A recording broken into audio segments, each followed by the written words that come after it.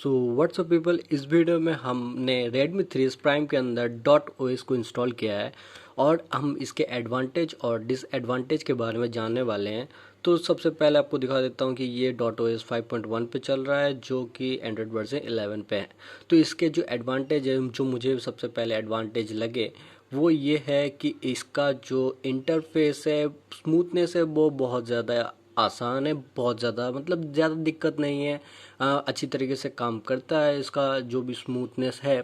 दूसरा जो मुझे एडवांटेज लगा वो ये है कि इसका जो एंड्रॉयड वर्जन है वो 11 पे काम करता है, जो कि Redmi 3 का एंड्रॉयड वर्जन है वो 6 था, एंड्रॉयड 6 है। एंड्रॉयड 6 से ये डायरेक्ट एंड्रॉयड 11 पे जा रहा है, तो ये एक बहुत ही अच्छी बात है जो कि एक बेटर फ़ोन बना देता है। तीसरा जो मुझे लगा कि इसमें आपको फेस लॉक देखने को मिलता है, जो कि बहुत ही अच्छी वाली बात है।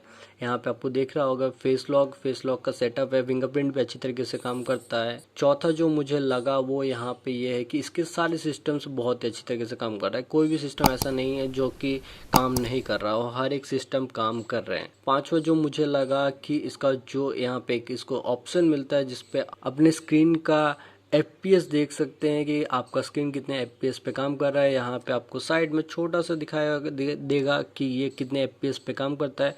तो मैक्सिमम ये 60 FPS तक ही काम करता है, जो कि इस फ़ोन के लिए बहुत ही ज़्यादा बेटर है। अब बात करते हैं डिसएडवांटेज की। जो मुझे डिसएडवांटेज लगी वो है कि इसका सबसे पहला लॉन्चर, इसका लॉन्चर कुछ खास है नहीं जो देखने लायक हो। इसमें मैं गेस्चर को ज़रूर ला सकता हूँ, बट गेस्चर के साथ मेरे जो बटन्स है वो काम करना बंद कर देते हैं। ऐसे बहुत लॉन्चर हैं जिसमें गेस्चर और बटन दोनों एक साथ काम करते हैं। दूसरा जो मुझे डिसएडवांटेज लगा वो है कि इसका गेमिंग मोड, इसमें कोई भी गेमिंग मोड नहीं है। तीसरा जो मुझे इसका डिसएडवांटेज लगा वो है कि इसमें आपको GApps पहले से इंस्टॉल नहीं मिलता है। मैंने यहाँ पे क्रोम डाउनलोड करके रखा है, बट ये पहले से नहीं आया था, जिसकी मदद से आप अपना Gmail लॉगिन नहीं कर सकते हैं। तो ये एक डिसएडवांटेज हो सकता है। एक डिसएडवांटेज ये लगा कि मैंने इसके कैमरे में एक छोटा सा बग देखा है कि अगर आप बिना फ्लैश के आप क्लिक करते हो तो बिल्कुल ही तभी के तभी फ़ोटो क्लिक हो जाता है और फ़ोटो सेव भी हो जाता है। बट अगर आप इसको फ्लैश लाइट में इसको क्लिक करते हो, जैसे कि मैंने फ्लैश लाइट पे क्लिक किया, तो ये यहाँ पे अटक जाता है। यहाँ पे आप देख सकते हो ये अटक गया है। अब ये ना तो सेव होगा और ना ही मैं इसका नेक्स्ट फ़ोटो क्लिक कर सकता हूँ। तो उसके लिए क्या करना पड़ेगा, मुझे बस इसको आउट करना पड़ेगा। तो इसमें प्रॉब्लम क्या है कि आप फ्लैश में फ़ोटो नहीं ले सकते हैं। अब बात करते हैं रेजोल्यूशन, वीडियो रेजोल्यूशन प्ले की।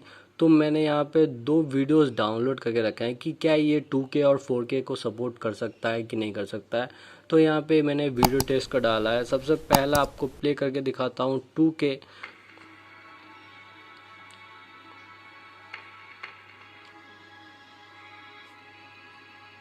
तो 2K वीडियो अच्छी तरीके से प्ले हो रहा है, साउंड भी आपको क्लियर सुनाई दे रहा है, तो आपको कोई दिक्कत वाली बात नहीं है। बट अगर मैं 4K प्ले करता हूँ तो